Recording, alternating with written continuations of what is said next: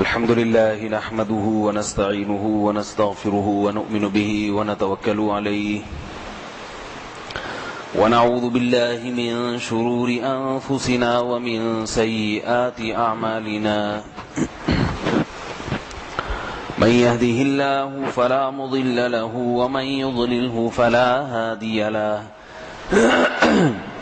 ونشهد أن لا إله إلا الله وحده لا شريك له ونشهد أن سيدنا وحبيبنا وشفيعنا وسندنا محمدا عبده ورسوله صلى الله تعالى عليه وعلى آله وأصحابه وبارك وسلم تسليما كثيرا كثيرا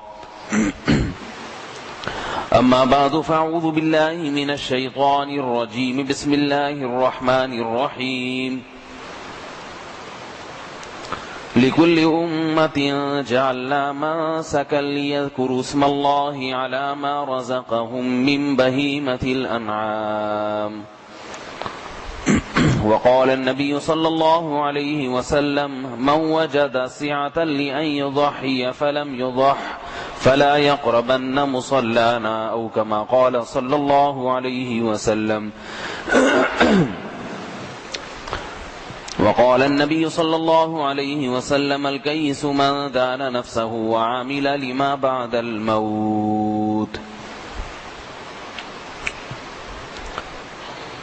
آج ارادہ یہ ہے کہ قربانی کے کچھ اہم مسائل بیان کر دیے جائیں، کچھ ایسی کوتاہیاں جس میں لوگ قربانی سے پہلے غلطی کرتے ہیں، قربانی کے دوران اور قربانی کے بعد، ان کوتاہیوں پر بھی ذرا روشنی ڈال دی جائے تاکہ لوگ ان سے اجتناب کریں.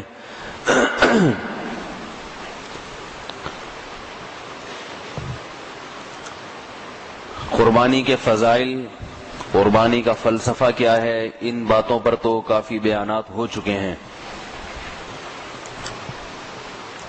الحمدللہ گھروں میں، گلیوں میں، شہروں میں جانوروں کی رونقیں نظر آ رہی ہیں. بہت سے لوگ قربانی کے لیے تیار ہیں، بہت سے ارادہ کر رہے ہیں، بہت سے جانور لا چکے ہیں، بہت سے آج لینے جائیں گے، کچھ ایسے بھی ہیں جو اتوار کو جائیں گے اور کچھ ایسے بھی ہیں جو اسی دن جاتے ہیں اور کچھ تیسرے دن عصر کے بعد بھی جاتے ہیں. اس وقت ریٹ بہت گر چکے ہوتے ہیں. سب سے سستا جانور آپ کو ملے گا بقرعید کے تیسرے دن عصر کی نماز کے بعد، کیونکہ اس وقت جو بیوپاری ہوتے ہیں وہ جان چھڑانے کے چکر میں ہوتے ہیں. لیکن ظاہر ہے اس میں مزہ نہیں ہے، ثواب بھی کم ہے. بہرحال قربانی کے شروع سے آخر تک شرعی احکام کیا ہیں؟ دعا کریں اللہ تعالیٰ اس مختصر وقت میں تمام احکام کو اچھے انداز میں، آسان اور ایسے انداز میں بیان کرنے کی توفیق دے کہ سب کی سمجھ میں آسانی کے ساتھ آ جائیں. سب سے پہلا مسئلہ، قربانی واجب ہے یا سنت ہے؟ ابتدا یہاں سے ہوتی ہے. امام ابو حنیفہ رحمہ اللہ تعالی کے نزدیک قربانی واجب ہے، اور بعض دوسرے ائمہ کے نزدیک، امام احمد ابن حنبل، امام شافعی رحمہ اللہ، ان کے نزدیک قربانی سنت مؤکدہ ہے، مگر وہ بھی سنت مؤکدہ جو قریب با واجب، واجب کے قریب قریب، تو نتیجے کے لحاظ سے کوئی فرق نہیں ہے. امام ابو حنیفہ قربانی کو واجب کہتے ہیں. اس کی دلیل رسول اللہ صلی اللہ علیہ وسلم کی یہ حدیث، من وجد سعة لأن يضحي، کہ جو شخص قربانی کی گنجائش رکھتا ہے، فلم یضحی، اس کے باوجود قربانی نہیں کرتا، فلا یقربن مصلانا، وہ ہماری عید گاہ کے قریب بھی نہ آئے. اندر آگے نماز پڑھنا تو دور کی بات، قریب بھی پھٹکنے کی اجازت نہیں. جبکہ ہمارے ہاں عید میں اکثر سب سے پہلے وہی لوگ آتے ہیں معذرت کے ساتھ جو صاحب نصاب ہو کے بھی قربانی، جیسے رمضان میں ہو نا، جس نے روزے نہیں رکھے وہ عید کی نماز پڑھ لیتا ہے کہ چلو کچھ تو انگلی کٹا کے شہیدوں میں نام لکھواؤ۔ اس کا یہ مطلب نہیں کہ جو قربانی نہیں کر رہا وہ واقعی عید کی نماز نہ پڑھے، یہ ایک دھمکی ہے، ایک وعید ہے کہ قربانی کرنی چاہیے۔ اس کی اہمیت رسول اللہ صلی اللہ علیہ وسلم نے جب سے ہجرت فرمائی مدینہ، 10 سال آپ صلی اللہ علیہ وسلم کی زندگی میں مدینہ میں بقرعید آئی ہے، اور 10 مرتبہ آپ صلی اللہ علیہ وسلم نے قربانی فرمائی ہے، ایک عید بھی آپ نے ناغہ نہیں فرمایا۔ جو حضرات کہتے ہیں کہ واجب نہیں ہے، ان کی بھی دلیل ہے کہ حضرت ابو بکر اور عمر رضی اللہ تعالی عنہما قربانی نہیں کرتے تھے، خلفائے راشدین میں سے تھے۔ اس کا جواب بہت آسان ہے کہ قربانی صاحب نصاب پر ہے۔ ابو بکر و عمر کے کپڑوں پہ 10 15 پیوند لگے ہوتے تھے، ان کو کھانے کے لیے روٹی میسر نہیں تھی، قربانی کے لیے بکرا کہاں سے میسر ہوگا؟ تو مسکین پر نہیں ہے۔ البتہ نبی نے مسکین ہونے کے باوجود کی، کیونکہ نبی کا عمل پھر حجت بننا تھا۔ بعض چیزیں امتیوں پہ نہیں ہوتی، انبیاء پہ ہوتی ہیں، انبیاء کے لیے احکام سخت ہوتے ہیں۔ امتی پر تہجد واجب نہیں، لیکن نبی پر تہجد واجب رہی ہے۔ کس پر واجب ہے؟ مالدار پر۔ غریبوں پر شریعت مالی احکام کو واجب قرار نہیں دیتی، کیونکہ ہماری شریعت آسان ہے، مشکل نہیں ہے۔ ما جعل علیکم فی الدین من حرج، فرمایا اللہ نے تمہارے دین میں کوئی حرج اور تنگی نہیں رکھی۔ جو بیچارہ غریب ہے، لوگوں سے قرضے لے لے کے گھر کا راشن آٹا دال آ رہا ہے، اس کو یہ کہنا کہ قربانی کرو تو یہ اللہ تعالیٰ کی رحمت سے بعید ہے۔ اس لیے نبی نے فرمایا جس کے پاس گنجائش ہو۔ اب گنجائش کا مفہوم اگر ایسے ہی چھوڑ دیا جاتا تو ڈیفنس میں جس کے پاس 1000 گز کا بنگلہ ہے، 40 تولے سونا ہے، وہ کہتا میرے پاس گنجائش نہیں ہے، کیونکہ وہ اپنے آپ کو کمپیئر کرتا ہے اس شخص کے ساتھ کہ جس کے پاس امریکہ میں 1000 گز کا بنگلہ ہے، اس حساب سے وہ اپنے آپ کو غریب سمجھتا۔ تو غربت اور مالداری میں ایک معیار وہ ہے جو شریعت کا ہے، اور ایک معیار وہ ہے جو ہمارا اپنا ہے۔ ہم سب یہاں غریب بیٹھے ہوئے ہیں، اگرچہ ہم سب نے صبح ناشتے میں کسی نے انڈے کھائے ہیں، کسی نے پراٹھے کھائے ہیں، کسی نے جیم، کسی نے دسترخوان پہ سب کے سب کچھ موجود تھا، اپنی مرضی سے سلیکٹ کیا ہے ہم نے۔ ابھی نماز کے بعد ہم کھانا کھائیں گے، ایسا ہو نہیں سکتا کہ کھانے کا ناغہ ہو جائے، سوائے ان کے جن کا روزہ ہے۔ کھانا کھائیں گے سارے، صحیح ہے نا؟ اس کے بعد پھر شام کو چائے بھی پیئیں گے، چائے کے ساتھ سموسے بھی ہو سکتے ہیں، پیسٹری بھی ہو سکتی ہے، ورنہ رات کا کھانا تو پیٹ بھر کے ڈاکٹر کے منع کرنے کے باوجود کھانا ہے، اور اس کے پیسے بھی ہیں۔ اس کے باوجود ہم کیا ہیں بھائی؟ غریب۔ تو اگر غربت اور مہنگائی کے لیے کوئی معیار شریعت نے متعین نہ کیا ہوتا تو سارے ہمارے جو سابق صدر ہیں وہ دنیا کے غریب ترین انسان تھے ان کی نگاہوں۔ وہ کہتے تھے مجھے 5 سال اور دے دو، ابھی میں اتنا اکٹھا نہیں کر سکا جتنا مجھے کرنا چاہیے تھا، اس لیے 5 سال اور مل جائیں۔ ایک صاحب کہنے لگے میری 1 لاکھ روپے تنخواہ ہے، فیملی ان کی 1 بیوی 2 بچے۔ کہنے لگے مولوی صاحب 1 لاکھ میں کیا ہوتا ہے آج کل؟ اور اتنے پریشان تھے غربت سے کہ کہنے لگے کہ غریب آدمی کو زندہ رہنے کا حق نہیں ہونا چاہیے، اس کو مر جانا چاہیے۔ 1 لاکھ میں ہوتا کیا ہے؟ سمجھنے بات کو؟ تو ہر ایک کا اپنا معیار ہے۔ تو اس لیے ایک معیار فقہاء کرام نے بیان کیا ہے، اور وہ معیار قرآن و حدیث ہی سے اخذ کیا ہے کہ بھئی جس کے پاس 52.5 تولہ چاندی، 52.5 تولہ چاندی کے ریٹ میں نے کوشش کی ابھی جاننے کی لیکن وقت نہیں ملا، تو ہاں مجھے یاد آیا 37,000 سے کچھ اوپر ہے، 37-38 ہزار کے درمیان 52.5 تولہ چاندی کی ویلیو کتنی ہے؟ تقریباً 38,000. تو 38,000 روپے اگر کسی کے پاس موجود ہیں یا 38,000 کی چاندی کسی کے پاس موجود ہے یا 38,000 کی مالیت کا سونا گولڈ کسی کے پاس موجود ہے یا 38,000 کی مالیت کی کیش 38,000 خود کیش رقم کی صورت میں موجود ہیں. 4 چیزیں ہو گئی؟ نہیں 3 ہو گئی. یہ کیش رقم 2 دفعہ ہو گئی. یا تجارتی مال. تجارتی مال کہتے ہیں وہ سامان جو بیچنے کے لیے خریدا ہے. رینٹ پر دی ہوئی چیز اس میں شامل نہیں ہے. آپ کا پورا شو روم ہے, گاڑیاں ہیں رینٹ پہ چل رہی ہیں, وہ نہیں. ان کا رینٹ شامل کیا جائے گا, کرایہ. گاڑیاں نہیں. گاڑیوں کا شو روم ہے, خود گاڑیاں بیچنے کا بزنس ہے, پلاٹ کا کاروبار ہے, یا دکان میں جتنا سامان ہوتا ہے وہ سارا بیچنے کے لیے ہوتا ہے. تو ہر وہ سامان جو آپ کی خریدتے وقت نیت تھی کہ اس کو میں رکھوں گا نہیں بلکہ جیسے ہی قیمت زیادہ ہوئی بیچ دوں گا, اس کو شریعت میں تجارتی مال کہتے ہیں. ایک پلاٹ آپ نے خریدا اپنی رہائش کے لیے لیکن خیال ہوا چلو بیچ دو, یہ تجارت میں داخل نہیں. ایک پلاٹ آپ نے خریدا بیچنے کے لیے, بعد میں خیال ہوا چلو رہ لو, یہ تجارت میں داخل نہیں. ایک پلاٹ آپ نے خریدا بیچنے کے لیے, بعد میں ارادہ ہوا اس میں رہ لوں گا, پھر ارادہ ہوا چلو بیچ ڈالو, یہ بھی تجارت میں داخل نہیں. سمجھ میں نہیں آ رہی بات؟ یعنی خریدتے وقت بیچنے کی نیت اور وہ نیت تاحال برقرار رہے, درمیان میں اس میں نیت تبدیل نہ ہو, تو ایسی چیز کو تجارتی چیز کہتے ہیں. تو یہ چوتھی چیز کیا ہو گئی بھائی؟ تجارتی مال.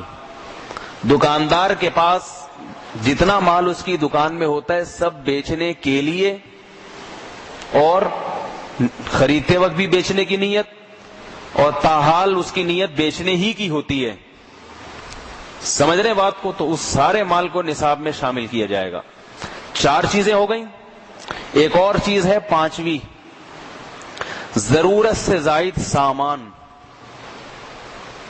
جو آپ ضرورت کا مطلب جو آپ کے استعمال میں نہیں ہے. مثال کے طور پر ایک پلاٹ ہے, بیچنے کے لیے نہیں ہے, رہنے کے لیے, مگر ابھی تک رہ نہیں رہے آپ اس میں, نہ اسے کرائے پہ دیا ہوا ہے نہ اس میں خود رہتے ہیں, فالتو پڑا ہوا ہے. تو شریعت اس قسم کی فالتو چیزیں رکھنے کی اجازت آپ کو جب دیتی ہے جب آپ اس کا حق ادا کریں. مال کو روک روک کے رکھا ہوا ہے نا, نہ رہتے ہیں نہ بیچتے ہیں نہ کرائے پہ دیتے ہیں, پڑا ہوا ہے, مصیبت میں کام آئے گا, آڑے وقت میں کام آئے گا, تو اس کی ویلیو بھی قربانی کے نصاب میں, زکوٰۃ میں شامل نہیں ہوتی ایسی چیزیں مگر قربانی میں شامل ہوتی ہیں. زکوٰۃ تو نہیں ہے اس پہ مگر قربانی ہے. گھر میں ڈنر سیٹ آڑے وقت کے لیے رکھا ہوا ہے, کوئی آڑا ترشا مہمان آ گیا, آڑے وقت کے لیے تو پھر یہی ہوگا نا, آڑا ترشا مہمان آ گیا اس کے لیے یہ انتہائی VIP قسم کا ڈنر سیٹ, پورے سال میں ایک دفعہ بھی استعمال نہیں ہوا, تو اس کا مطلب ہے یہ بھی ضرورت سے زائد. ورنہ اب تک ایک دفعہ سال میں آڑا وقت ہر آدمی پر کسی نہ کسی طریقے سے آ جاتا ہے. اس کا نہیں آیا اس کا مطلب فالتو چیز ہے. گھر میں آپ کے 15 گاڑیاں ہیں ماشاءاللہ, ایک مثال دے رہا ہوں, سب استعمال میں ہیں, کسی پہ نہیں قربانی, لیکن ایک گاڑی ہے آڑے وقت کے لیے رکھی ہوئی ہے, پورے سال میں استعمال کی نوبت نہیں آتی.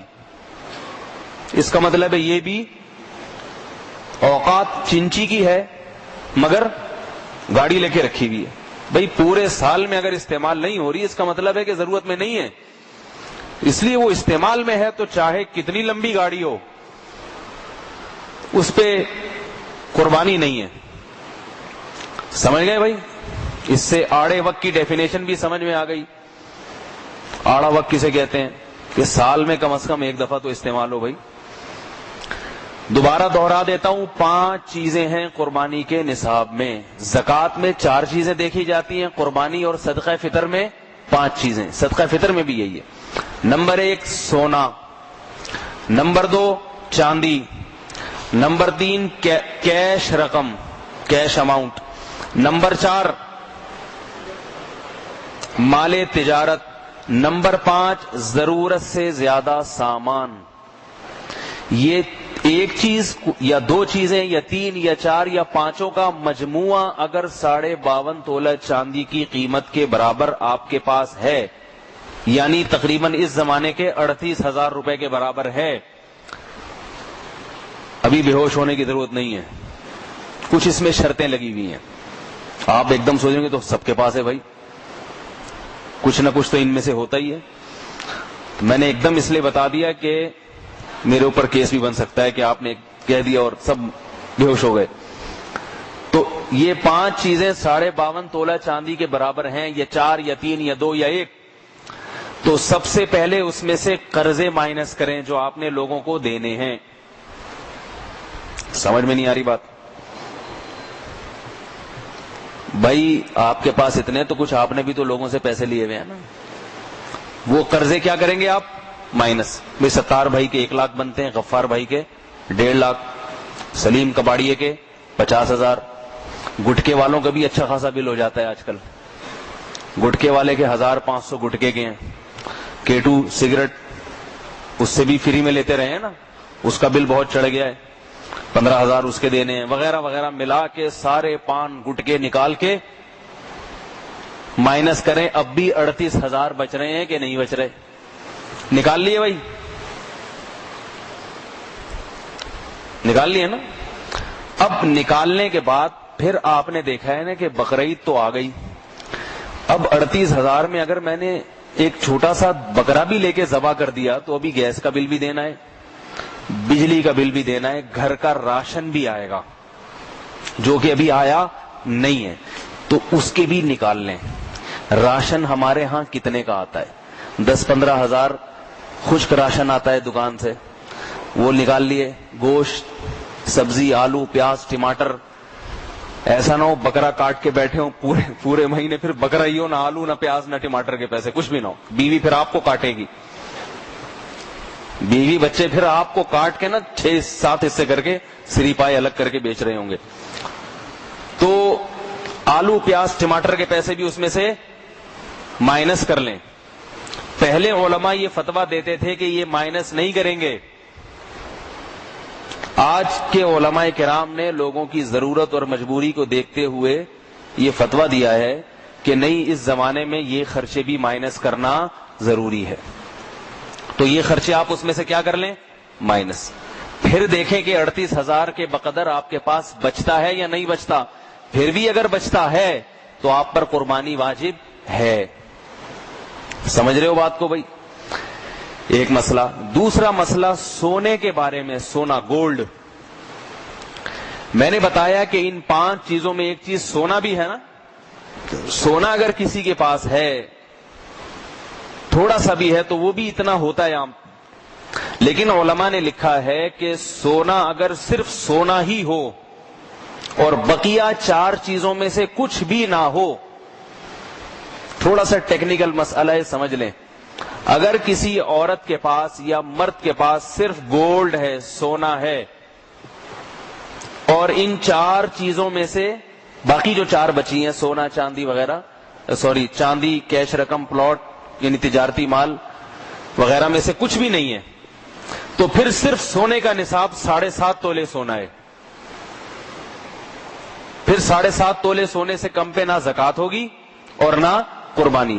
لیکن اگر سونے کے ساتھ چاندی بھی ہے یا 1 روپیہ بھی ہے، 1 روپیہ کرنسی کا آپ کی ملکیت میں قرضے ورزے نکال کے 1 روپیہ بھی بچتا ہے، یا تجارتی مال ہے یا ضرورت سے زائد سامان ہے، تو پھر سونا اپنا نصاب کھو دیتا ہے. پھر سونے کی اپنی حیثیت ختم ہو جاتی ہے. پھر چاندی کو اصل بنا کے دیکھا جاتا ہے کہ آپ کے پاس کتنی ویلیو ہے. تو لہذا پھر چاندی کا حساب ہوگا. پھر آدھا تولہ سونا بھی اگر ہے، اور باقی چیزوں کے ساتھ ملا کے 38,000 کے بقدر رقم پہنچ جاتی ہے تو قربانی واجب ہوگی. ایسا کیوں ہے؟ یہ سونے میں یہ ٹیکنیکل مسئلہ کیوں؟ اس کی وجہ یہ ہے کہ نبی کے زمانے میں 7.5 تولہ سونا اور 52.5 تولے چاندی کی ویلیو برابر تھی. لہذا اس زمانے میں نبی نے اختیار دیا تھا کہ 7.5 تولے سونے پہ بھی زکوٰۃ ہے اور 52.5 تولہ چاندی پہ بھی زکوٰۃ. جب نبی کا دور گزرا سونے کی قیمت اتنی بڑھ گئی کہ دونوں نصابوں میں بہت فرق آ گیا. اس لیے فقہائے کرام پریشان ہوئے کہ سونے کو اصل بنائیں یا چاندی کو اصل بنائیں. حدیث میں تصریح نہیں ہے کہ اصل سونا ہے یا چاندی. تو فقہا نے کہا کہ اگر صرف سونا ہی سونا ہے, کچھ بھی نہیں ہے, تو پھر سونا ہی اصل ہے 7.5 تولے. لیکن اگر دونوں چیزیں موجود ہیں تو پھر عبادات میں احتیاط کے پہلو کو ترجیح دی جاتی ہے, کیونکہ ہو سکتا ہے اللہ کی نظر میں چاندی اصل ہو. سمجھ رہے ہو بات کو بھائی؟ اس لیے عبادات میں ہمیشہ کس پہلو کو ترجیح دی جائے گی؟ احتیاط. فقہا 2 اصول بیان کرتے ہیں عبادات میں, ایک احتیاط کے پہلو کو ترجیح اور ایک وہ پہلو جس میں غریبوں کا فائدہ ہو. غریبوں کا فائدہ 52.5 تولے چاندی پہ زکوٰۃ اور قربانی فرض کرنے میں زیادہ ہے, 7.5 تولے پہ نہیں ہے. اور قرآن میں غریبوں پہ خرچ کرنے کے فضائل اتنے ہیں, تو قرآن کے ان فضائل سے فقہا نے استنباط کیا. یہ میں اس لیے کہہ رہا ہوں کہ فقہا جب کوئی بات کرتے ہیں تو اپنی رائے اور اپنے پیٹ سے نہیں کرتے. لوگ 2 منٹ میں کہہ دیتے تو فقیہ کا قول ہے, یہ تو مجتہدین کے اقوال ہیں, یہ دین تھوڑی ہے. تو وہ جو مجتہدین کے اقوال ہیں وہ اپنے پیٹ سے نہیں ہوتے, وہ قرآن و حدیث کو انہوں نے پرکھا ہوتا ہے کہ قرآن و حدیث ہمیشہ غریبوں کو جو ہے نا حمایت کرتا ہے. غریبوں کی جس مسئلے میں غریبوں کا فائدہ ہوگا تو غریب کا فائدہ اسی میں ہے. اس لیے یہ واجب ہے کہ اصل معیار 52.5 تولہ چاندی ہے. سمجھ رہے بات کو؟ اچھا, ایک مسئلہ تو ہو گیا. یہ تو ہے اس پر جس پر واجب ہے. دوسری بات یہ کہ بعض فقہا, چونکہ آج کل بیانات انٹرنیٹ پہ سعودی عرب بھی جاتے ہیں تو پھر کچھ مسائل میں فقہا کا اختلاف ہوتا ہے, تو پھر لوگ فون کر کے پوچھتے ہیں, تو میں پہلے ہی سوچ رہا ہوں کہ وہ بیان کر دوں. بعض ائمہ کے نزدیک, امام شافعی اور امام مالک رحمہ اللہ کے نزدیک, قربانی گھر کے سربراہ اگر کر لے تو سب کی طرف سے کافی ہو جاتی ہے. تو علماء سعودیہ چونکہ حنبلی مذہب کو فالو کرتے ہیں لہذا وہ بھی اسی رائے پر عمل کرتے ہیں کہ ایک گھر میں ایک قربانی سب کی طرف سے کافی ہے. اور اس کی دلیل وہ حدیث ہے جس میں آتا ہے کہ نبی صلی اللہ علیہ وسلم نے ہر اہل بیت میں گھر کے سربراہ کو حکم دیا قربانی کرنے کا. حدیث کا مفہوم ہے یہ. تو یاد رکھیے فقہا کا اختلاف ہے, جو امام احمد بن حنبل کو فالو کرتے ہیں اس رائے پر عمل کر سکتے ہیں, لیکن اس بارے میں امام ابو حنیفہ رحمہ اللہ تعالی کی دلیل بہت مضبوط ہے کہ من وجد سعۃ, جس کے پاس بھی گنجائش ہے. اس میں گھر کے سربراہ کی قید نہیں ہے, جس کے پاس بھی گنجائش ہے وہ اگر قربانی نہ کرے تو عیدگاہ میں نہ آئے. رہی وہ حدیث جس میں آتا ہے کہ گھر کے سربراہ کیا کرتے تھے, تو اس کا جواب یہ ہو سکتا ہے کہ اس زمانے میں, بلکہ آج بھی عموماً گھر کا سربراہ ہی صاحب نصاب ہوتا ہے. اس کے ماتحت لوگ تو کنگلے ہوتے ہیں, تبھی تو ماتحت ہوتے ہیں. بھائی سربراہ ہی ہے جو سب کو کھلا رہا ہے, پلا رہا ہے, سب کی تنخواہیں اسی کی جیب میں آتی ہیں, اگر بچے کماتے بھی ہیں تو عموماً صاحب نصاب گھر کا سربراہ ہی ہوتا ہے. البتہ اگر ہمارا دور جیسا دور ہے, اس میں معاملہ ایسا ہو گیا ہے کہ بیٹے کی کمائی باپ سے بھی زیادہ اور بیویاں شوہر سے زیادہ دولت مند. یہ اس دور میں ہوتا نہیں تھا, آج کل ہو رہا ہے. یہ قیامت قریب ہے نا تو ساری چیزیں الٹی چل رہی ہیں. بیگم صاحبہ 1 لاکھ کما رہی ہیں, یہ بیچارہ ریڑی لگا رہا ہے تربوز کی. ایسے واقعات آ رہے ہیں سامنے. تو کیونکہ جاب, خواتین میں بھی جاب کا رجحان بہت ہے, اس زمانے میں تو نہیں تھا. تو اب بیگم 1 لاکھ کما رہی ہے, وہ قربانی نہ کرے تو اس کی کوئی لاجک سمجھ میں نہیں آتی. عبادت تو ہر شخص اس کا مکلف ہے نا, جو بھی عاقل بالغ ہے. تو یہ بھی یاد رکھیں, آج کل خواتین کے پاس گولڈ اتنا ہوتا ہے کہ اکثر خواتین پہ قربانی واجب ہوتی ہے، مردوں پہ عموماً واجب نہیں ہوتی۔ جب خواتین سے قربانی کا کہا جائے کہ اتنا سونا ہے، اس کی زکوٰۃ نکالو یا قربانی کرو، تو جواب یہ ملتا ہے یہ ہم نے آڑے وقت کے لیے رکھا ہوا ہے۔ تو وہی آڑا وقت ہر جگہ آ رہا ہے۔ تو بھائی یہ قربانی کرنے سے آڑے وقت، آڑے اوقات ٹل جاتے ہیں۔ صدقات سے حدیث میں آتا ہے بلائیں ٹلتی ہیں، تو آپ جوش و خروش کے ساتھ قربانی کریں۔ حدیث میں آتا ہے طیبوا بہا انفسکم، قربانی کو تاوان سمجھ کے مت کرو کہ اللہ تعالیٰ نے ایک مصیبت میں ڈال دیا، بلکہ حدیث میں آتا ہے قربانی کو خوش دلی کے ساتھ کیا کرو کہ اللہ نے عبادت کا موقع بھی دیا، بلاؤں کے ٹالنے کا موقع بھی دے دیا اللہ تعالیٰ نے، اس لیے خوش دلی کے ساتھ قربانی کرنی چاہیے۔ ایک مسئلہ تو یہ نصاب سے متعلق مکمل ہوا۔ دوسرا مسئلہ جو اکثر میں بتاتا رہتا ہوں کہ جانور کو ذبح کرنا صرف بقرعید کے ایام میں عبادت ہے، اس کے علاوہ عقیقے میں بھی عبادت ہے، اس کے علاوہ جانور کا ذبح کرنا کوئی عبادت نہیں ہے۔ صدقات و خیرات میں بکروں کو بھیٹ چڑھا دینا صدقوں کی، اور صدقے کے بکرے کے نام سے بکرے بیچنا، یہ شریعت میں اضافہ ہے، زیادتی ہے۔ فقہا نے لکھا ہے کہ اگر کسی پر قربانی واجب تھی اور اس نے بقرعید کے دنوں میں نہیں کی اور قضا ہو گئی، تو اب وہ جانور ذبح نہ کرے بلکہ جانور کی قیمت صدقہ کر دے، کیونکہ ذبح کرنے کا حکم گیا۔ سمجھ رہے ہیں بات کو؟ قیمت صدقہ کرنے میں غریب کا فائدہ زیادہ ہے بنسبت گوشت دینے میں۔ تو بکروں کو بھیٹ نہ چڑھائیں، غریب کو بکرے کے پیسے پکڑا دیں، وہ پیسوں سے چاہے گا بکرے خریدے گا، چاہے گا مرغی خریدے گا، چاہے گا آٹا دال راشن گھر کی ضرورت پوری کرے گا۔ تو صدقہ کہتے ہیں غریب کے گھر کی ضرورت کو پورا کرنا، وہ بکرے میں نہیں ہے، وہ پیسوں میں یا آٹا دال میں زیادہ ہے۔ لیکن یہ 3 دنوں میں یہ فلسفہ نہیں چلے گا۔ بعض لوگ کہتے ہیں کہ میں قربانی کیوں کروں، میں اتنے پیسے سیلاب زدگان کو کیوں نہ دے دوں۔ تو یاد رکھو اگر ایسا ہوتا تو نبی صلی اللہ علیہ وسلم بھی یہی حکم دیتے کہ ان 3 دنوں میں اتنے پیسے کسی کو دے دیا کرو۔ آپ صلی اللہ علیہ وسلم نے جانور ذبح کیا اور بتا دیا کہ یہ تمہارے باپ ابراہیم علیہ السلام کی سنت ہے، اللہ کے خلیل کی۔ اللہ کے خلیل نے بیٹے کو ذبح کرنے کے لیے لٹایا تھا، صدقہ کرنے کے لیے اور مواقع ہیں۔ یہ جو رمی کی جاتی ہے نا حج کے دنوں میں، کنکر کیوں مارتے ہیں؟ ابراہیم علیہ السلام بیٹے کو ذبح کرنے کے لیے لے کے جا رہے ہیں، شیطان نے 3 دفعہ آپ کے راستے میں رکاوٹ ڈالی، حضرت ابراہیم نے اس کو کنکریاں ماری کہ شیطان کے وسوسے میں نہ آئے، اور بیٹے کو ذبح کرنے کے لیے مینا کی سرزمین میں لٹا دیا۔ تو بتایا جا رہا ہے کہ یہ جو فلسفیانہ قسم کے لوگ ہیں اور فلاسفر ہیں اور عقل پرست تم سے کہیں گے کہ اتنے پیسوں سے کسی کو جہیز دے دو اور اتنے پیسوں سے صدقہ کر دو، تو ان کو بھی ہو سکے تو 1-2 کنکر اٹھا کے مار دیا کرو۔ یہ ابراہیم علیہ السلام کی سنت ہے، کنکر اٹھا کے مارو لیکن اپنی ذمہ داری پہ، ٹھیک ہے نا، میری ذمہ داری پہ نہیں۔ اور جانور کے گلے پہ چھری چلا دو۔ جب اتنا پلا پلایا خوبصورت جانور کے گلے پہ چھری چلے گی تو اصل میں بظاہر تو اس کے گلے پہ چھری چل رہی ہے، لیکن ان فلاسفروں کے گلے پہ چل رہی ہوگی وہ چھری، سمجھ رہے ہیں؟ تو ان کے گلے پہ چل رہی ہوگی چھری کہ کیا ہو رہا ہے، یہ مولوی لوگ کیا کر رہے ہیں۔ تو کرنے دو ان کو، ایسی باتیں ہیں۔ تو ابراہیم علیہ السلام کی سنت یہی ہے کہ عقل سے بات سمجھ میں آئے نہ آئے جانور ذبح کرنا ہے۔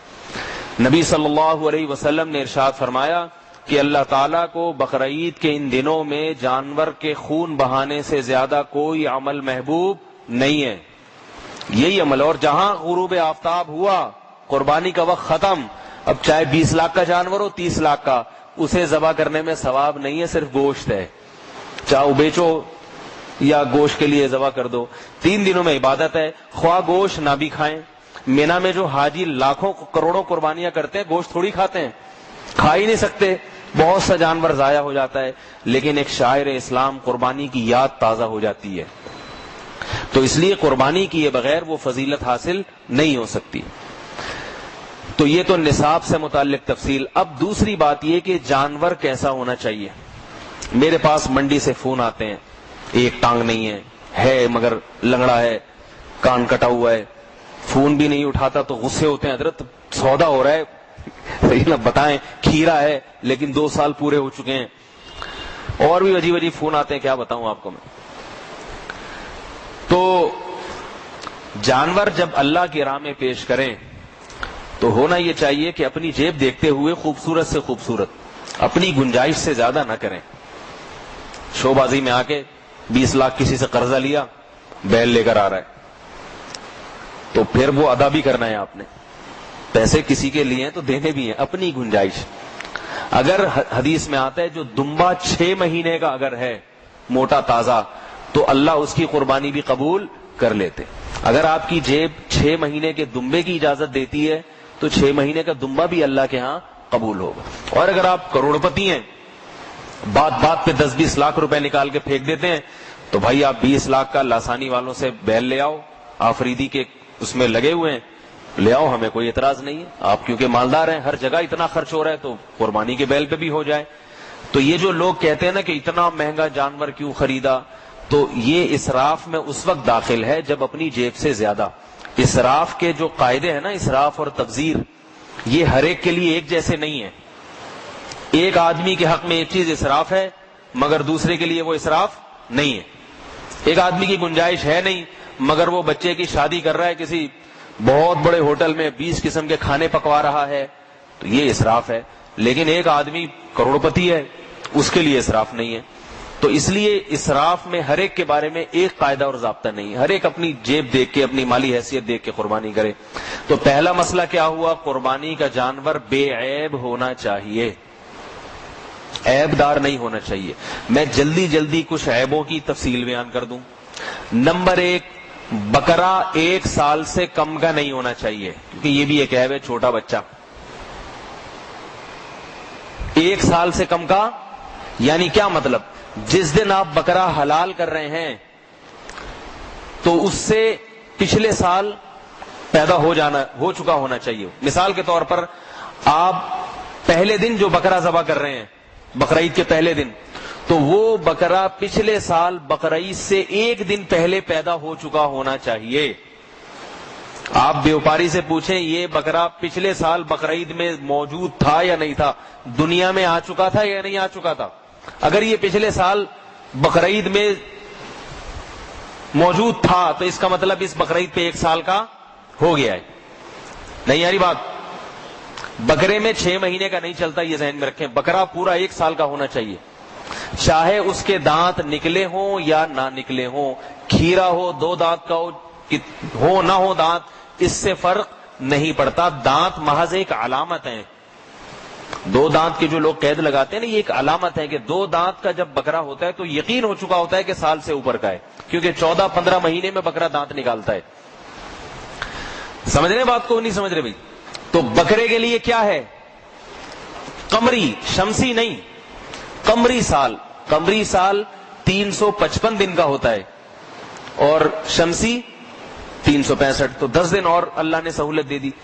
تو کم سے کم پچھلی بقرعید سے پہلے، اگر پچھلی بقرعید کو پیدا ہوا ہے، گھر میں بعض دفعہ لوگ پالتے ہیں بکریاں، تو بکری نے بچہ دیا 10 ذی الحجہ کو، تو آپ اس بچے کو 10 ذی الحجہ کی شام کو ذبح کر دیں اگلے سال۔ نہیں یاری بات؟ 12 بجے پیدا ہوا تھا نا 10 ذی الحجہ کو، اگلے دن 10 ذی الحجہ کو 1 بجے ذبح کر دیں آپ اس کو، بلکہ 12:01 پہ ذبح کر دیں۔ سمجھ رہے ہیں بات کو؟ 1 سال کا ہو گیا نہیں ہو گیا؟ کتنا کلیئر، اس سے زیادہ مزید ڈیٹیل کی کیا ضرورت ہے؟ اور اگر وہ بقرعید کے تیسرے دن پیدا ہوا تھا تو آپ بقرعید کے تیسرے دن اس کو جس ٹائم پہ پیدا ہوا ہے اس سے 1 منٹ بعد ذبح کر دیں۔ پشاور کے حساب سے نہیں بتا رہا مسائل میں، پشاور کے حساب سے احکامات بالکل مختلف ہیں، سمجھ رہے ہیں؟ یہ صرف پشاور اور وزیرستان اور باجوڑ کے علاوہ کے احکام ہیں، ان کے لیے ایک الگ سے بک تیار ہوگی، چاند کا سیٹ اپ ہی سارا وہاں چینج ہوا ہے، وہ ایک الگ۔ صحیح ہے؟ ایک صاحب مجھے دعوت دے رہے ہیں پشاور میں، ولیمہ ہے بیان کے لیے، میں نہیں قبول کر رہا، ہو سکتا ہے بیان سنے بھی بعد میں، مجھے ڈر لگ رہا ہے کہ ایک سازش کے تحت بلا نہ رہے ہوں، ٹھیک ہے؟ تو اس سازش کے تحت بلا کے نا کہ بھئی یہ تم نے پشاور کا بہت کیا ہے، بھائی اس دفعہ بقرعید میں آپ ہی ہو جائیں، تو بھروسہ نہیں ہے بھائی۔ تو عیب نہیں ہونا چاہیے۔ ایک تو یہ بتا دیا، عمر پوری ہونی چاہیے۔ زیادہ عمر کتنی؟ کم سے کم 1 سال، اور گائے کے لیے 2 سال، دمبے کے لیے بھی 1 سال ہی ہے، مگر اگر 6 مہینہ کا موٹا تازہ ہے تو دمبا بھی چلے گا. 6 مہینے کا بھی ہو، موٹا تازہ بھی نہ ہو، پھر وہ تو پھر دمبے کا ساشا ہو گیا نا، دمبا تو نہ ہوا وہ تو. اونٹ کے لیے کم از کم 5 سال. سمجھ رہے؟ بوڑھا کتنا ہو، 1 سال یا 2 سال کا تو ہے، مگر بہت ہی بوڑھا ہو گیا تو اتنا بوڑھا جانور جس کی ہڈیوں میں گودا ختم ہو گیا ہو، اس بوڑھے جانور کی قربانی بھی جائز نہیں. عام طور پر اتنا بوڑھا ہوتا نہیں ہے، پہلے ہی حلال کر دیتے ہیں. تو اتنا بوڑھا جانور بہت ہی بزرگی کے آخری انتہائی معیار پہ چل رہا ہو تو اس کی بھی قربانی جائز نہیں ہے. لیکن عام طور پر ایسا جانور مارکیٹ میں ملتا نہیں ہے، اس لیے اس کو عموماً کم بیان کیا جاتا ہے. دوسرے، جسمانی عیب. جانور کا سینگ اگر جڑ سے اکھڑا ہوا ہے، بالکل جڑ سمیت، تو اس کی قربانی جائز نہیں ہے.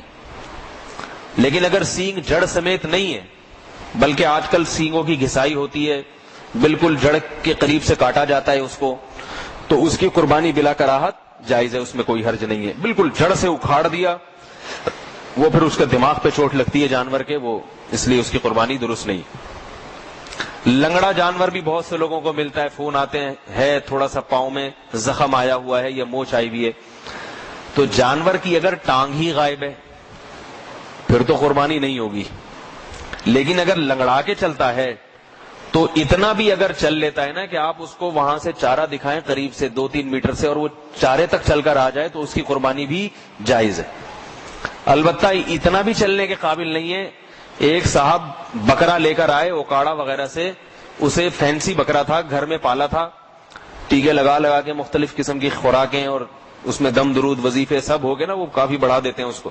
وہ بیچارہ کبھی زندگی میں زیادہ چلا پھرا نہیں ہوتا، اس کو لوڈ کر کے لائے، کئی گھنٹے وہ سوزوکی میں کھڑا رہا ہے، تو اتنا کبھی وہ بیچارہ اتنی دیر کھڑا نہیں ہوا. تو جیسے ہی اس کو لا کے اتارا، وہ پھر جو بیٹھا ہے تو 1 ہفتہ ہو گیا ابھی تک بیٹھا وہی ہے وہ. اس کے ٹیکے بھی لگ رہے ہیں، مالشیں بھی ہو رہی ہیں، دعائیں دم درود سب چل رہا ہے، مگر وہ جیسے ہی کھڑا ہوتا ہے فوراً ویسے ہی بیٹھ جاتا ہے. اس بیچارے کو فینسی بکرا تھا، وہ کبھی چلنا دیکھا نہیں، تو ایک دم اس کو کھڑے کر کے لے آئے. تو ایسے بکروں کو لٹا کے لایا کریں، فینسی بکرے ہیں، تھوڑا خیال کیا کریں. تو وہ مجھ سے مسئلہ پوچھ رہے تھے، میں نے کہا جب تک یہ اپنے پاؤں پہ 4 قدم چلنے کے قابل نہیں ہوگا اس کی قربانی نہیں ہوگی. تو کم از کم 4-6 قدم چلے وہ، قربان گاہ تک جا سکتا، علماء بیان کرتے ہیں. پھر بے شک لنگڑا بھی ہو تو چل جائے گا. سمجھ رہے بات کو؟ دم بھی کٹی ہوئی ہوتی ہے بعض دفعہ، تو 1/3 دم 1/3 دم یا اس سے زیادہ اگر کٹی ہوئی ہے تو قربانی نہیں ہوگی. تھوڑی بہت کٹ گئی ہے تو قربانی ہو جائے گی. کان کا بھی یہی مسئلہ ہے، تھوڑے سے کان کٹ گئے یا پیدائشی طور پر کان ہے ہی نہیں یا چھوٹنے ہیں تو جائز ہے قربانی. لیکن اس نے شو کے لیے کاٹ دیا، آدھا کان کاٹ دیا یا 1/3 کان کاٹ دیا. بعض فقہا کہتے ہیں کہ آدھا کٹ گیا کان تو پھر قربانی نہیں ہے، بعض کہتے ہیں 1/3 اگر کٹ گیا تو قربانی نہیں ہے. دونوں اقوال پر عمل کی گنجائش ہے. بعض جانور نابینا ہوتے ہیں، تو اگر ایک آنکھ کی بینائی بالکل نہیں ہے، ایک آنکھ سے اندھا ہے تو قربانی جائز نہیں ہے. اور اگر اندھا تو نہیں ہے، بینائی کم ہے، تو اگر وہ گھاس واس نظر آ جاتی ہے، چل پھر لیتا ہے تو بھی جائز ہے اس کی قربانی. سمجھ رہے بات کو؟ ایک آنکھ ہی نہیں ہے یا ایک آنکھ ہے مگر اندھا ہے ایک آنکھ سے تو پھر قربانی جائز نہیں ہے. دونوں آنکھوں سے اندھا ہے تو بطریق اولا جائز نہیں ہے. سمجھ رہے ہیں بھائی بات کو؟ خصی بکرے کی قربانی کے بارے میں لوگ پوچھتے ہیں بہت زیادہ. خصی بکرے کی قربانی جائز ہے بلکہ مستحب ہے، کیونکہ اس کا گوشت میں بدبو نہیں ہوتی. آپ صلی اللہ علیہ وسلم نے 2 دمبے ذبح کیے ہیں خصی. سمجھ رہے؟ بعض لوگ اعتراض کرتے ہیں کہ یہ تو جانور میں عیب ہے، تو یاد رکھیے جانور کے حق میں عیب ہے، ہمارے حق میں یہ عیب نہیں ہے، کیونکہ اس سے اس کے گوشت میں اور زیادہ تو گوشت بھی زیادہ ہوتا ہے اور گوشت میں بدبو بھی نہیں ہوتی. تو قربانی ہم جو پیش کر رہے ہیں نا، تو ہمارے لیے یہ جانور مہنگا جانور ہے عام جانوروں سے، اس لیے جائز ہے. البتہ کوئی جانور پیدائشی طور پر خصی ہو، نہ نر ہے نہ مادہ، پیدائشی، تو فقہا نے بیان کیا کہ اس کی قربانی درست نہیں ہے، کیونکہ اس کے گوشت میں عیب ہوتا ہے. جو پیدائشی خصی ہوتا ہے نا جانور، اس جانور کا گوشت اچھا نہیں ہوتا، اس لیے وہ عیب ہے، اور وہ جانور سستے بھی اسی وجہ سے بکتے ہیں. لیکن کسی کو خود خصی کیا ہو تو اس کی قربانی جائز ہے. سمجھ رہے بات کو؟ نہیں سمجھ رہے بھائی؟ اور کوئی مسئلہ قربانی کے عیب سے متعلق کسی کے ذہن میں ہو تو پوچھ لے، پھر میں اگلے مسائل کی طرف چلتا ہوں نا، تاکہ یہ عیب والا حساب کتاب مکمل ہو جائے. کسی کے ذہن میں ہے تو جلدی سے پوچھ لے. جانور کے عیب سے متعلق، جانور کے زخم لگ جاتے ہیں آتے جائے، یہ زخم سے کچھ نہیں ہوتا. زخم کوئی ایسا عیب نہیں، زخم تو بھر جاتا ہے علاج کے بعد، تو زخمی کتنا بھی ہو اس سے کوئی فرق نہیں پڑتا. کچھ کہہ رہے ہیں؟ اچھا، تو اور پھر کیونکہ آپ لوگ پھر فون کریں گے نا سوراب بورڈ سے، تو بہتر نہیں ہے پہلے بتا دوں. تو جی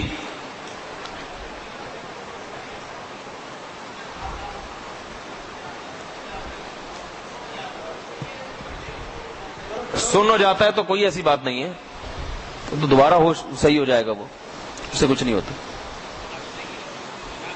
جی جی ہاں، اگر ایک آدمی کا قرضہ دینے کا ارادہ ہی نہیں ہے تو اس کا اصل یہ کہ توبہ کرے اور قرضے کا ارادہ کر لے. قربانی تو اللہ کا حق ہے نا، تو بندوں کا حق مقدم ہے، اللہ نے مقدم کیا ہے، تو وہ قربانی کے بجائے پہلے یہ نیت کرے میں قرضہ ادا کروں گا، اس لیے اس پہ قربانی واجب نہیں ہے، بلکہ اس پہ قرضہ جو ادا نہیں کر رہا ہے اس گناہ سے توبہ کرنا واجب ہے. حدیث میں آتا ہے ہر ایک شہید کا بھی سارے گناہ معاف ہوتے ہیں، قرضہ شہید کا بھی معاف نہیں ہوتا. اس سے اندازہ لگائیے. نبی صلی اللہ علیہ وسلم نماز جنازہ نہیں پڑھاتے تھے جس پہ قرضہ ہوتا تھا جب تک کوئی اس کے قرضے کا کفیل نہیں بن جاتا. تو اتنی سخت وعید ہے اس پر. اچھا، قرضہ لے کے قربانی کرنا، یہ بھی لوگ پوچھتے ہیں. تو قرضہ لے کے قربانی کرنا بھی جائز ہے، بشرطے کہ آپ کو قرضے کی ادائیگی کا مکمل یقین ہو کہ میرے پاس اتنے پیسے میں ادا کر دوں گا، اس لیے قرضہ لے کے قربانی کرنے میں کوئی حرج نہیں ہے. اچھا، یہ تو جانور کے. جی، گابن بچیا بہت اہم سوال ہے. تو یاد رکھیں گابن بچیا کی قربانی بھی جائز ہے، اس میں کوئی حرج نہیں ہے. اس کے پیٹ سے اگر بچہ نکلے زندہ ہے تو ذبح کر کے وہ بھی کھا لیں، مردہ ہے تو پھینک دیں اس کو، ٹھیک ہے نا.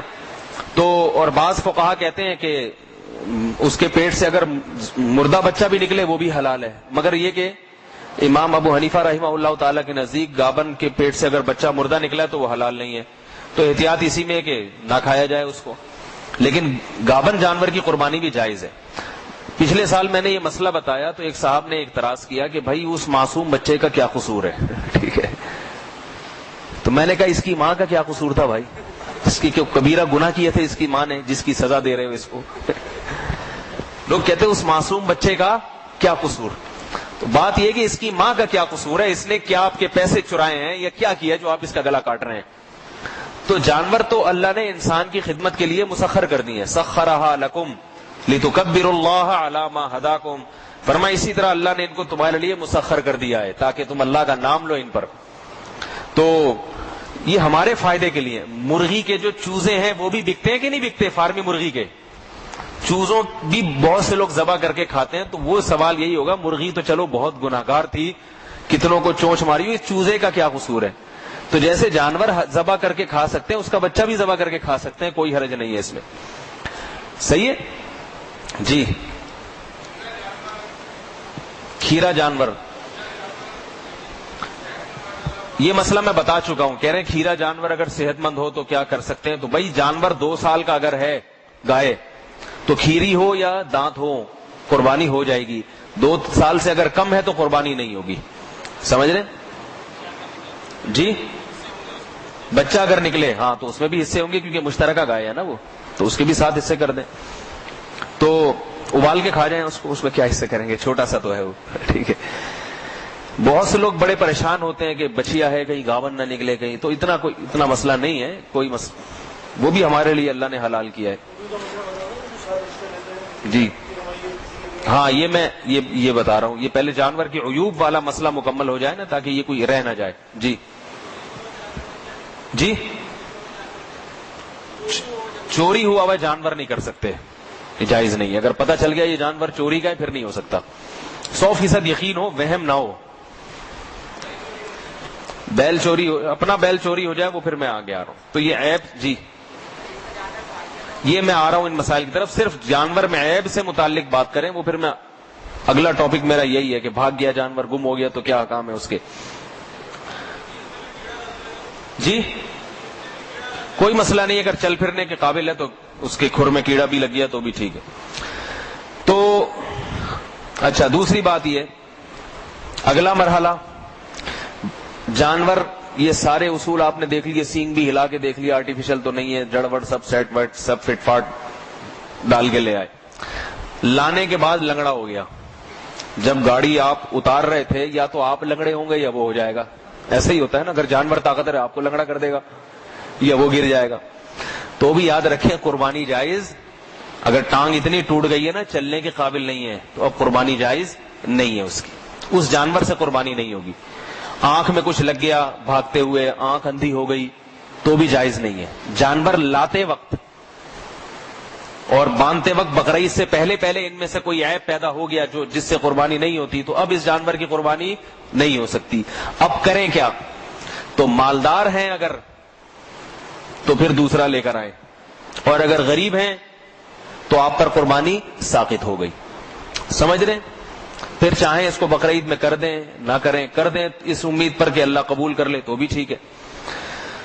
تو لیکن دولت مند ہے تو دوبارہ کرنی پڑے گی. تو اس لیے قربانی کا جانور لانے کے بعد تھوڑا سا خیال کر لیا کریں کوئی آنکھ ناک میں اس کے کچھ لگ نہ جائے. البتہ جب جانور کو قصائی ذبح کرنے کے لیے لٹا رہا ہے یا آپ خود لٹا رہے ہیں، اس وقت اگر ٹانگ وانگ ٹوٹ گئی یا کچھ ہو گیا تو قربانی ہو جائے گی. سمجھ رہے ہیں بات کو؟ جب ذبح کرنے کے لیے گرا رہے ہیں نا اس کو، اس دوران اس میں کوئی عیب پیدا ہو گیا تو وہ معاف ہے، کیونکہ وہ ذبح کرنے کے لیے جب گراتے ہیں تو عموماً کچھ نہ کچھ تو بہرحال ہو ہی جاتا ہے، تو اس سے کوئی فرق نہیں پڑتا. اس سے پہلے جو ہے نا اس کا تھوڑا سا خیال کرنا چاہیے. اچھا، یہ تو تھا جانور چوری ہو گیا، گم ہو گیا، آپ لائے، کھونٹے سے باندھا، صبح صرف کھونٹا نظر آ رہا ہے آپ کو، ٹھیک ہے؟ بہت سو کے ساتھ ایسا ہوتا ہے. چور کو اتنی تمیز نہیں کہ بھائی جب تو گیا تھا تو یہ کھونٹا بھی ساتھ لے جاتا، یہ دل جلانے کے لیے تو نے یہاں کیوں چھوڑ دیا. آپ نے تلاش کیا، سب کچھ ہو گیا، نہیں ملا. وہی حکم ہے، اگر دولت مند ہیں، مالدار ہیں، ابھی بھی صاحب نصاب ہیں، ایک اور لے آئیں. ضروری نہیں مہنگا لائیں. 6 مہینے کا میں نے کہا دمبا بھی صحیح ہے، 6 مہینے کا موٹا تازہ دمبا بھی کر لیں گے، سستا مل جاتا ہے. اور مسئلہ ہے تو وہی تیسرے دن عصر کے بعد جا کے، تیسرے دن جائیں عصر کے بعد، وہ ٹہلنے کے چکر میں ہوتے ہیں، وہ یہ بیچو کسی طریقے سے. تو واجب ادائیگی اتنا مشکل کام نہیں ہے. 6 مہینے کا موٹا تازہ دمبا کر لیں، سستا ترین آپ کو مل جائے گا، اس سے بھی قربانی انشاءاللہ ادا ہو جائے گی. کیونکہ آپ نے نیت کی تھی موٹا تازہ بیل، وہ تو چور لے گیا نا، اب جو ہے وہ واجب کم از کم ذمے سے ساقط ہو جائے اس لیے. اور اگر آپ غریب ہیں تو بس وہ چور کے ذمے قیامت کے دن، آپ کے ذمے انشاءاللہ گناہ نہیں ہوگا. بعض فقہا کہتے ہیں اگر آپ غریب ہیں تو آپ پر قربانی واجب ہو گئی تھی اس لیے دوسرا جانور کرنا پڑے گا، لیکن بعض فقہا کہتے ہیں کہ نہیں، واجب نہیں ہے. تو آج کل اسی قول کو اختیار کیا جاتا ہے، اس میں لوگوں کے لیے آسانی ہے. حدیث میں آتا ہے کہ ایسی بات بشرو ولا تعسرو، لوگوں کو تنگی میں مت ڈالو، یسرو اور لوگوں کو آسانی میں رکھو. تو اب پہلے غریب تھا، لا کے اور وہ ڈبل تاوان پڑ جائے گا اس کے اوپر.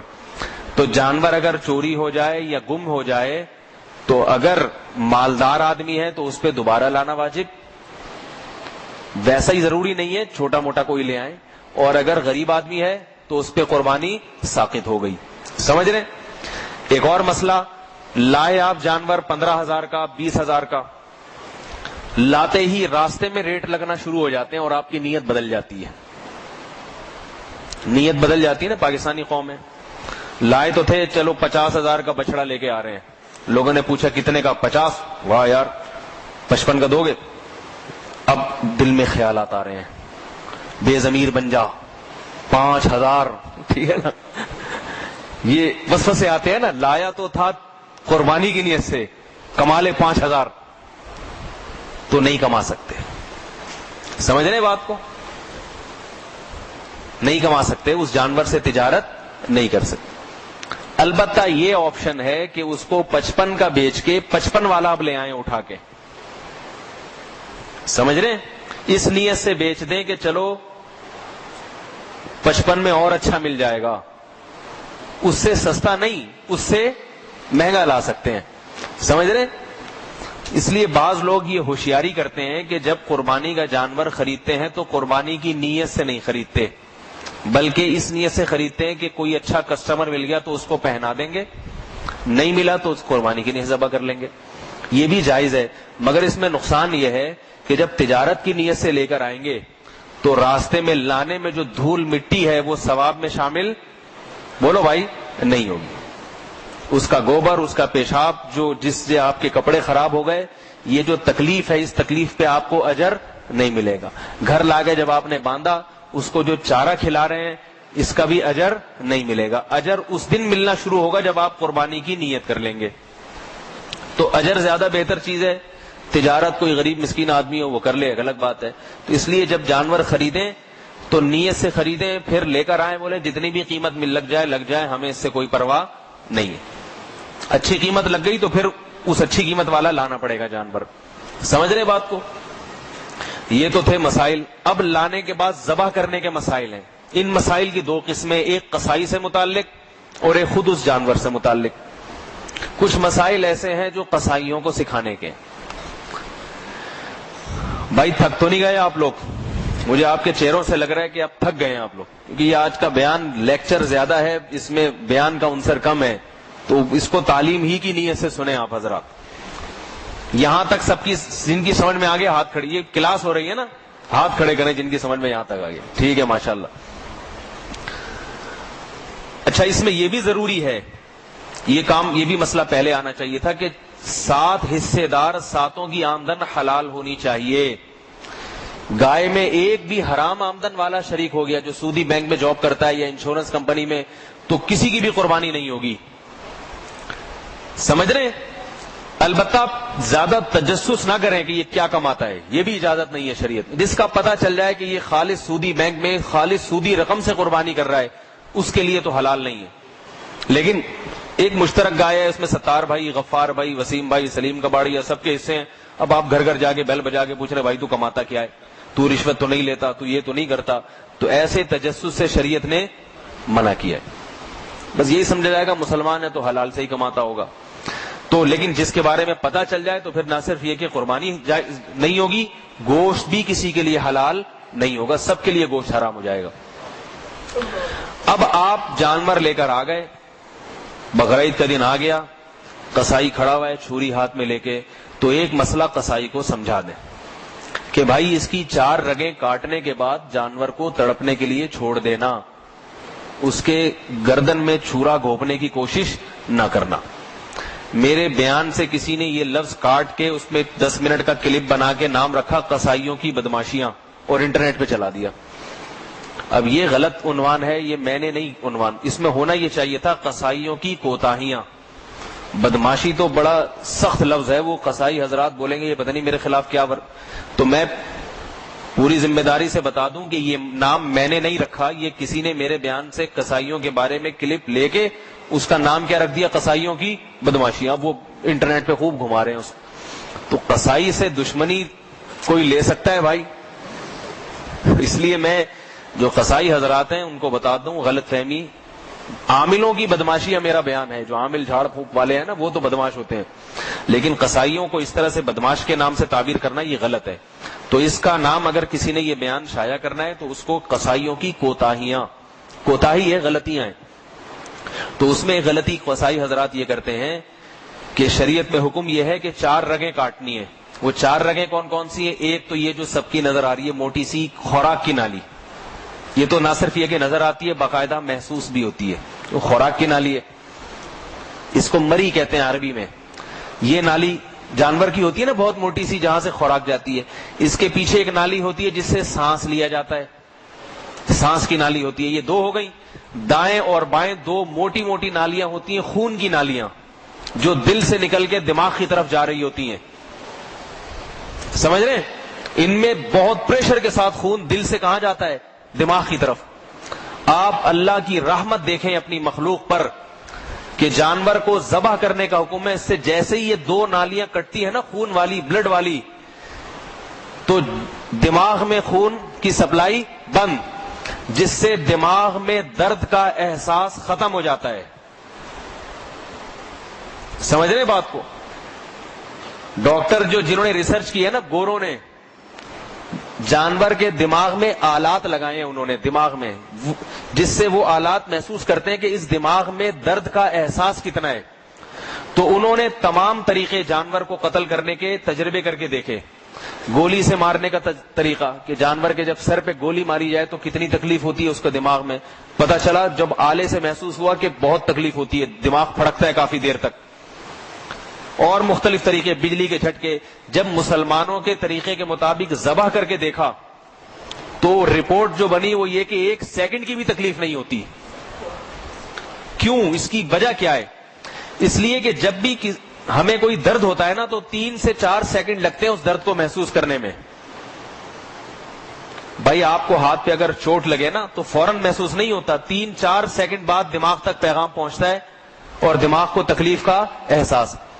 جب جانور کے گلے پہ چھری چلتی ہے نا, اگر چھری تیز ہو, جیسے کہ حدیث میں آتا ہے چھری بھی تیز ہونی چاہیے اور جلدی سے ذبح کر دو تاکہ تکلیف نہ ہو, تو اگر فوراً ہاتھ چلایا اس پہ اور ذبح کر دیا تو 3 سے 4 سیکنڈ میں جب جانور کو پیغام پہنچتا ہے نا ذبح ہونے کا, گردن کٹ رہی ہے, اس وقت اس کے دماغ میں خون پہنچنے کا راستہ, بولو بھائی, بند.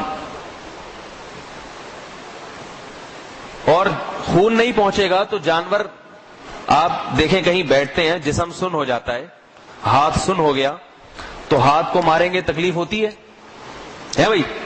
نہیں ہوتی. حالانکہ بلڈ موجود ہے, خون موجود ہے, مگر خون کا دوران کم ہو گیا ہے.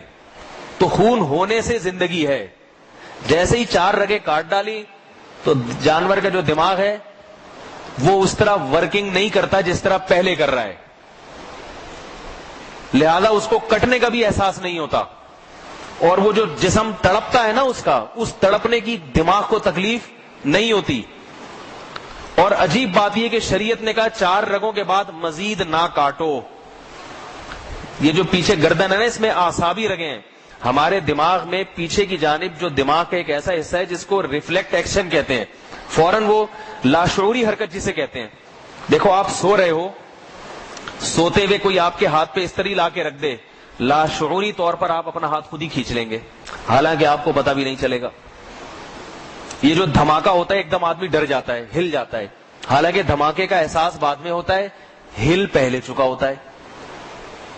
تو اللہ نے دماغ میں ایک ایسا پرزہ لگایا ہوا ہے جو آپ کے سوچنے سے پہلے اپنا کام کر چکا ہوتا ہے, آپ کو حادثات سے بچانے کے لیے. بھائی کیوں سمجھ میں نہیں آ رہی؟ بہت آسان انداز سے سمجھانے کی کوشش کر رہا ہوں میں. دماغ میں ایک اللہ نے پرزہ ایسا لگایا ہوا ہے جو صرف حادثوں کے وقت کام آتا ہے, ایمرجنسی کے وقت. وہ آپ سے پوچھتا نہیں ہے کہ میں یہ کام کروں یا نہیں کروں, بلکہ لاشعوری طور پر ابھی آپ کو احساس ہوتا نہیں اور آپ وہ کام کر چکے ہوتے ہیں. کسی کے ہاتھ پہ سگریٹ رکھیں, جلنے کا احساس بعد میں ہوگا, ہاتھ وہ پہلے کھینچ لے گا, اس لیے کہ دماغ کا وہ حصہ پہلے آرڈر دے چکا ہوگا کہ بھئی, کیونکہ اس کو پتا ہے کہ سگریٹ لگنے کے بعد سوچنے کا ٹائم اگر دیا جائے نا تو اس وقت سگریٹ آر پار ہو چکی ہوگی. تو وہ جو دماغ کا وہ والا حصہ ہے نا جو آرڈر کرتا ہے جسم کو, جب رگیں کٹ گئیں اور دل پھڑک رہا ہے اور خون نکل رہا ہے تو دماغ کا وہ والا حصہ ورکنگ میں رہتا ہے, اور وہ پیچھے جو اعصابی رگیں ہیں ان کے ذریعے جسم کو آرڈر کرتا ہے کہ بھئی کچھ الٹا پلٹا کام ہو گیا ہے, جس سے جسم خوب اچھی طرح تڑپتا ہے.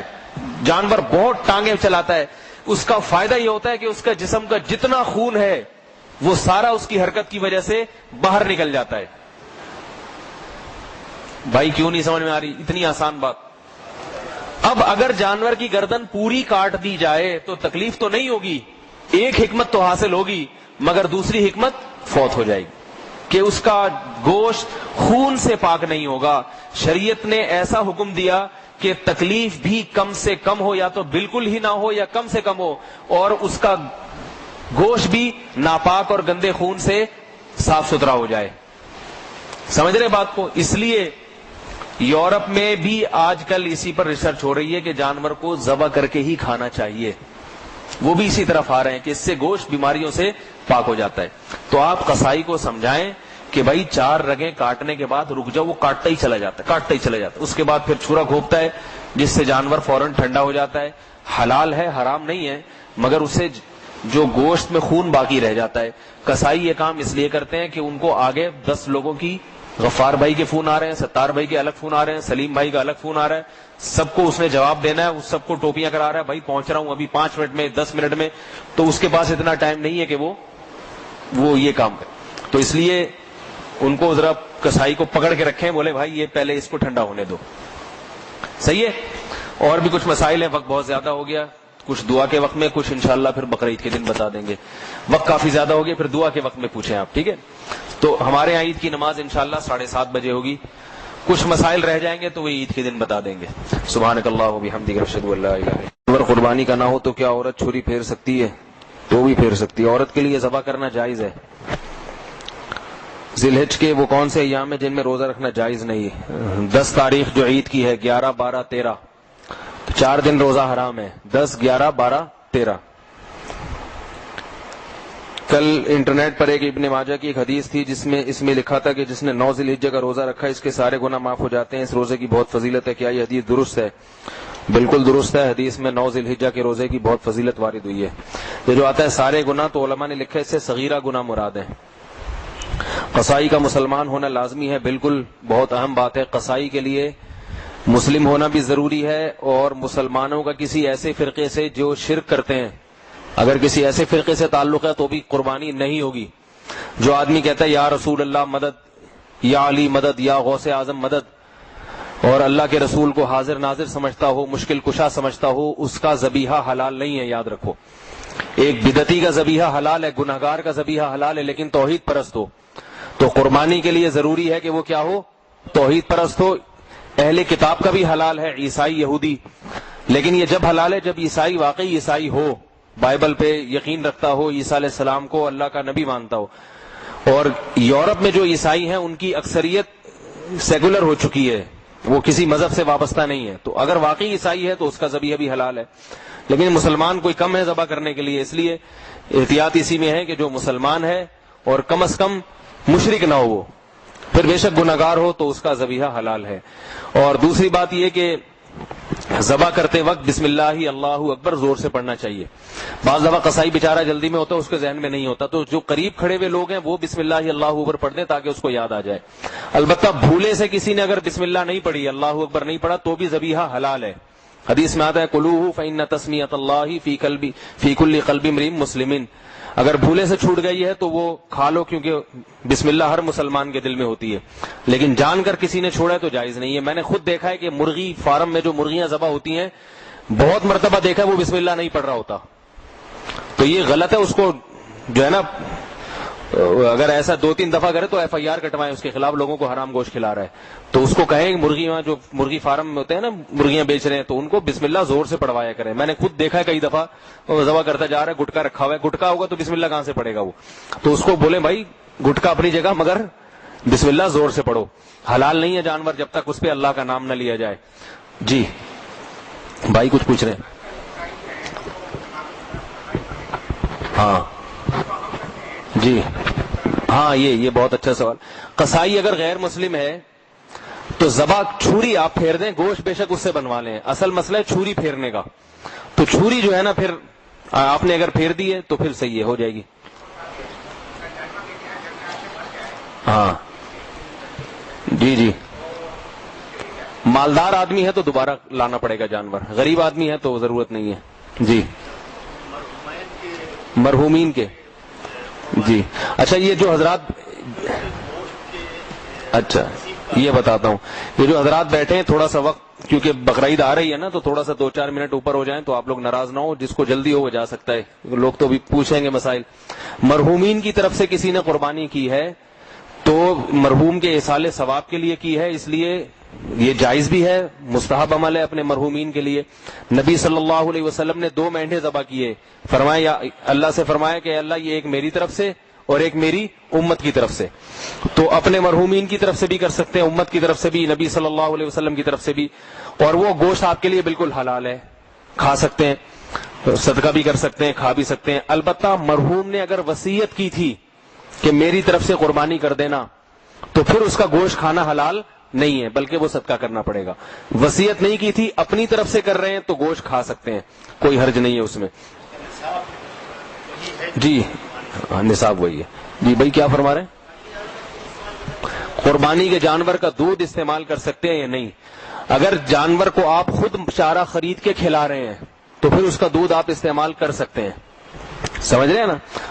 جانور قربانی کا اگر آپ خود چارہ اسے کھلا رہے ہیں خرید کے، جیسے کراچی میں تو خود ہی خرید کے کھلاتے ہیں، تو اس کا دودھ پھر آپ پی سکتے ہیں.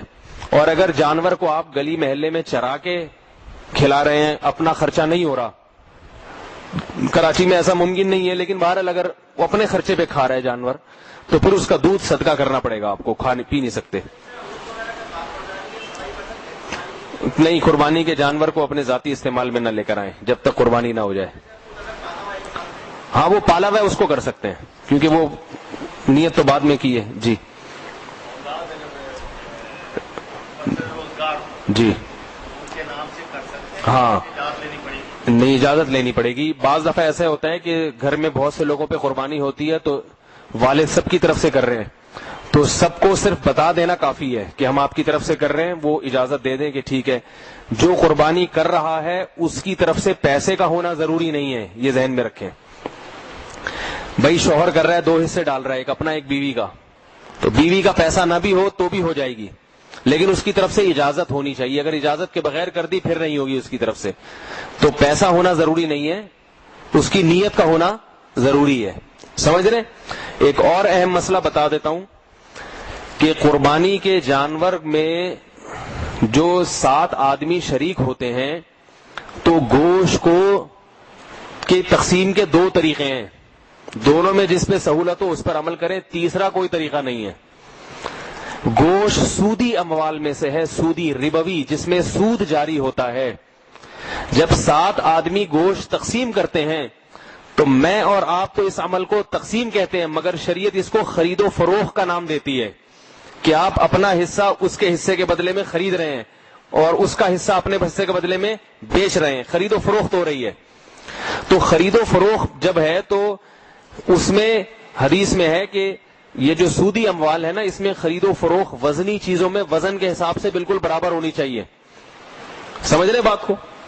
تو جب 7 حصوں میں ڈیوائیڈ کریں اس کو، تو یا تو تول کے برابر اندازے سے نہیں کر سکتے، جائز نہیں ہے، تولنا پڑے گا اس کو 7 حصوں میں. بھائی 17 بھائی کے 3.5 کلو، غفار بھائی کے بھی پھر 3.5 کلو ہی ہوں، اس میں ایک بوٹی بھی اضافی جائز نہیں ہے، بالکل برابر. اور اگر برابری سے یہ اس میں مشکل ہو رہی ہے، ایک ایک حساب سے بالکل کانٹا بالکل درمیان میں آ جائے، اس میں بڑی مشکل ہو رہی ہے، تو پھر گوشت کے علاوہ کی جو جنس ہے وہ گوشت میں شامل کر لیں. جیسے 7 گوشت کی ڈھیریاں بنائی، اس میں 7 میں تھوڑی تھوڑی کلیجی ملا دی، تو اگر اس کے پاس کوئی تھوڑا سا گوشت زیادہ ہوگا ادھر کلیجی کے مقابلے میں آ جائے گا، تو یہ ربا سے، سود سے بچت ہو جائے گی. سمجھ میں آ گیا؟ ٹھیک ہے، نہیں آیا تو بھی عمل کر لیں، یہ سوچ کے کہ مولوی صاحب بتا رہے ہیں ٹھیک ہی بتا رہے ہوں گے. بہت سے لوگوں کی سمجھ میں نہیں آتا کہ یہ کیوں، اس میں کیا ٹیکنیکل، یہ کیا ادھر سے گھمائے. تو سود کے جو مسائل ہیں نا، اس میں سمجھ میں آئے یا نہ آئے، اس پہ عمل آپ کو ویسے ہی کرنا پڑے گا. بھائی 1 لاکھ روپے قرضہ لے کے وہ آدمی اپنی خوشی سے 1,02,000 دے رہا ہے معاہدہ کر کے، حرام ہے نا. تو آپ کہیں جب وہ راضی ہے تو کیا اس میں تو راضی کی بات نہیں ہے، سود میں رضا کا اعتبار نہیں ہے. تو 7 شرکا راضی بھی ہے نا کہ نہیں بھئی ہم تول کے نہیں کریں گے، تو بھی تول کے ہی کرنا پڑے گا. تول سے بچنا چاہتے ہیں تو 7 میں کلیجی ملا دیں، صحیح ہے. شروع میں کلیجی کے 7 حصے کریں، تھوڑی تھوڑی بوٹیاں بچا لیں اس میں سے، اور اس 7 کلیجی میں تھوڑا تھوڑا ایک ایک گوشت کی بوٹی بھی ڈال دیں تاکہ کلیجی میں بھی سود جاری نہ ہو. کلیجی کے 7 ٹکڑے نہیں کر سکتے تو 4 ٹکڑوں میں پائے رکھ دیں، 4 پائے، اور 3 میں کلیجی رکھ دیں. خلاصہ یہ کہ گوشت کے علاوہ کچھ اور جنس کی چیز ملانی پڑے گی. تو گائے کے جب 7 حصے کرتے ہیں تو 7 میں تھوڑی تھوڑی کلیجی بہرحال مکس کر دیا کریں، پھر بے شک تولیں یا نہیں تولیں آپ کی مرضی ہے، یہ ضروری ہے گائے کی تقسیم میں. سمجھ رہے ہو بات کو بھائی؟ جی جی، وہ پھر رکھ لے اپنے گھر. جی ہاں بالکل رکھ سکتا ہے، ایک ہی شخص نے اگر کر لیا. البتہ 7 بھائی مل کے گھر میں کر رہے ہیں، اللہ کرے کسی کے یہاں 7 بھائی ہوں، آج کل تو 1 آدھ سے زیادہ ہوتے نہیں، 2 بچے ہوتے ہیں، لیکن گھر کے 7 افراد ایک گائے گھر میں کر رہے ہیں، پھر ان کو تولنے کی ضرورت نہیں ہے تقسیم، وہ پورا اٹھا کے فریزر میں رکھ دیں، جس کا چاہے جتنا اس میں سے اٹھا کے لے جائے، کچھ صدقہ بھی کر دیں تو ثواب ملے گا انشاءاللہ. اور بھی 2-4 مسائل ہیں. نہیں، وہ کسائی پر پڑنا ضروری ہے، جو ذبح کر رہا ہے، جو چھری چلا رہا ہے اس کے لیے ضروری ہے. تو اور بھی بہت سارے مسائل ہیں، وقت کافی زیادہ ہوتا جا رہا ہے. پھر جی، چھری پہ پھونکنے ووکنے کی ضرورت نہیں ہے، بس چھری پر بسم اللہ اللہ پڑھیں. نہیں نہیں پھونک کے نہیں دے دیں اس کو بس. اچھا جانور کو قبلہ رخ بھی کرنا چاہیے. تو قبلہ رخ کرنے کا مطلب یہ ہے کہ جانور کے پاؤں قبلے کی طرف ہوں. صحیح ہے نا. اس سے جو ذبح کرنے والا ہے وہ بھی قبلے کی طرف ہو جاتا ہے پھر. اور ایک بہت اہم بات جو کئی سالوں سے بتا رہا ہوں عمل نہیں ہوتا کہ یاد رکھیے جب یہ جانور کو ذبح کیا جاتا ہے تو ایک بہت بڑی عبادت کا عمل ہو رہا ہے. ابراہیم علیہ السلام کی سنت کو زندہ کیا جا رہا ہے. اس وقت دنگا مستی ہنسی مذاق یہ محفل اس طرح کا یہ بالکل موقع نہیں ہے. اس میں لوگ اس کو ایک تماشا بنا کے میں نے دیکھا ہے کہ اچھل رہے ہیں کود رہے ہیں ہا ہا ہو سیڑھیاں بج رہی ہیں. اس سے روکنا چاہیے. وہ ذکر اللہ کا موقع ہے. اس وقت ذکر کرے انسان اور یہ جذبہ کرے کہ اللہ یہ جانور میں تیرے نام پہ ذبح کر رہا ہوں. اگر تو کسی اور قربانی کا کہے گا تو وہ بھی قربانی کر دوں گا میں. تو عبادت کا وقت ہے. ذکر اذکار کا وقت ہے. درود شریف پڑھیں ذکر اذکار کریں خاموش کھڑے رہیں. لیکن وہ ایسے اچھل کود ایک تماشا ہو رہا ہے جیسے یہ بہت بری حرکت ہے. اس سے بچنا چاہیے. جو کر رہا ہو اس کو بھی بچانا چاہیے کہ بھئی یہ موقع نہیں ہے ہنسی مذاق کا. صحیح ہے نا. تو اس لیے جی دوڑا رہے ہیں جانور کو تکلیف دینا تو صحیح نہیں. اگر چلانے پھرانے میں تھوڑا بہت اس کو دوڑا لیا تو انشاءاللہ کوئی حرج نہیں. جی کیا کہہ رہے ہیں بھائی. سجانا جائز ہے. کچھ چمک پٹیاں لگا دیں اس کی. ٹھیک ہے ٹھیک ہے. پھر جو مسائل ہیں انشاءاللہ بقرعید میں کچھ صبح کے وقت جو رہ گئے ہیں وہ بیان کر دوں گا. الحمدللہ رب العالمین انشاءاللہ. والصلاۃ والسلام علی رسول اللہ ربنا آتنا